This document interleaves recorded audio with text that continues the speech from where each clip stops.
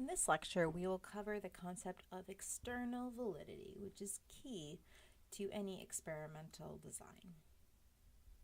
So what is external validity?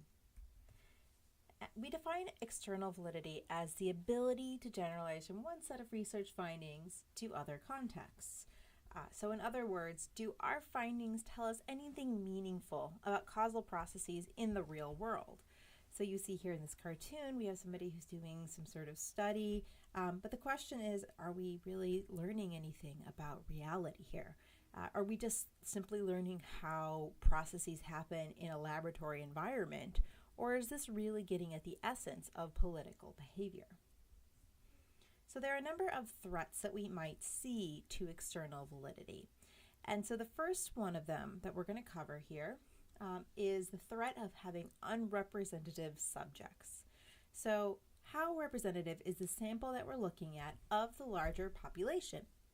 And so we have here a picture of a bunch of college students. The reason I include this is that because most of our studies that we do in the field of political psychology or in even psychology in general are done among college students. Why? Well, researchers are professors, and professors have a captive group of students who honestly are willing to participate in a study for not that much money. And so you can do a study and then randomly assign the students into treatment and control group, make sure that the two groups are completely equivalent. But then the question is, can you really make any conclusions about the larger population based on a bunch of 18 to 22-year-old college students who, to be honest, typically are wealthier, more likely to be white. They're atypical compared to the larger population. So if you're doing a study of, say, political attitudes and how showing negative campaign ads affects degrees of political cynicism, if you see a relationship among college students, does that mean you would see a relationship in the larger population? Another potential threat to external validity can be called artificial X, and X here being treatment, right? And so the question is whether our experimental treatment would actually resemble anything that we would actually see in the real world, right? So with the study of looking at negative campaign ads, you might not want to use an actual campaign ad. So suppose you used a negative campaign ad that was against Donald Trump, and you see the effects that might have on political cynicism. Well, how do you know if you're actually looking at the negativity of the campaign ad? Maybe you're actually capturing something about how people feel about Donald Trump, or how people feel about Ted Cruz, or whoever promotes the ad. So are you really capturing that underlying concept? And so maybe you decide, well, okay, so I'm going to look at a negative campaign ad for a fictional character. And that way I'm not going to capture actual partisan affiliation. So maybe you show a negative campaign ad for the Underwood for America campaign from the TV show House of Cards. And that's not going to tap into people's underlying political beliefs, you argue. But the question is whether showing this kind of ad would actually resemble the kind of treatment that you would see in the real world.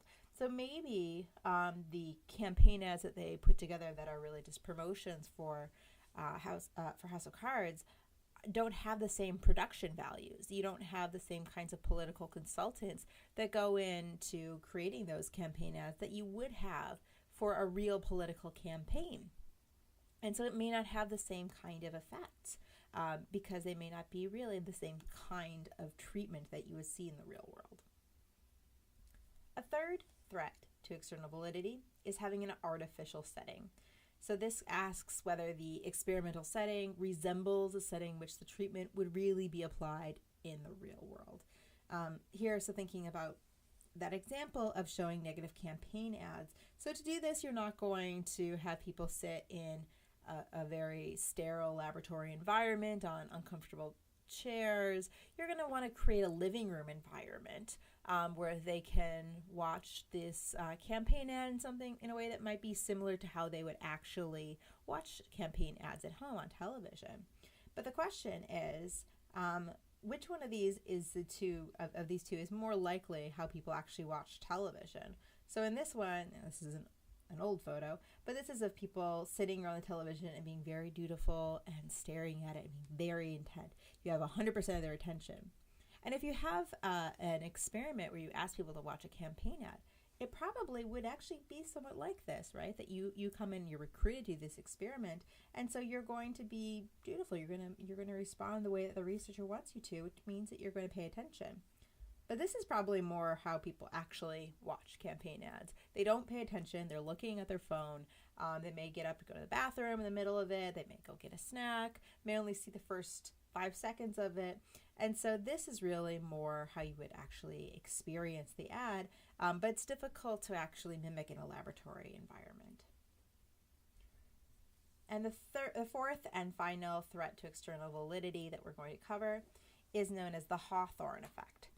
And I'll note that this is an effect that we see as both a threat to external validity and to internal validity. So also look at that video lecture. But what is the Hawthorne effect?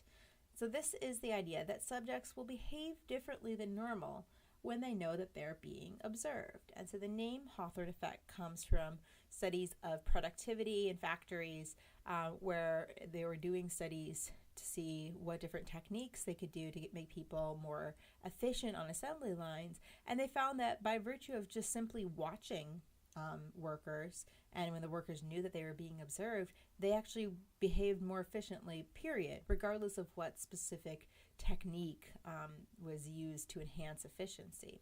So this is the effect of simply knowing that you are participating in a study may make you more likely to try to be agreeable to the researcher, to try to give them information that's going to confirm what you think the study is about. You might simply just give a different kind of response than you would normally. And so this is a threat to external validity in that the results that we obtain in the study may not actually reflect what's going on in the real world.